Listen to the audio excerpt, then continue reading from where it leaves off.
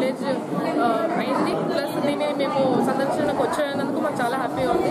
ఇక్కడ అందరూ అంటే లీడర్షిప్ బాగుంది. సర్పంచ్ కానీ, ఉప సర్పంచ్ కానీ, కమిటీస్ మెంబర్స్ కానీ, ఇక్కడ పనిచేస్తున్న NGO కానీ చాలా బాగా పనిచేస్తున్నారు.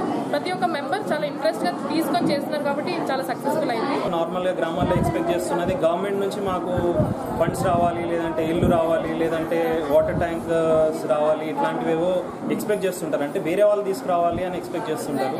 దానివలన వివిధ ఇబ్బందులు గురవుతాయి. వాటర్ వచ్చినా కూడా క్వాలిటీ వాటర్ రాదు, లేదంటే ఇల్లు వచ్చినా క్వాలిటీ ఉండదు.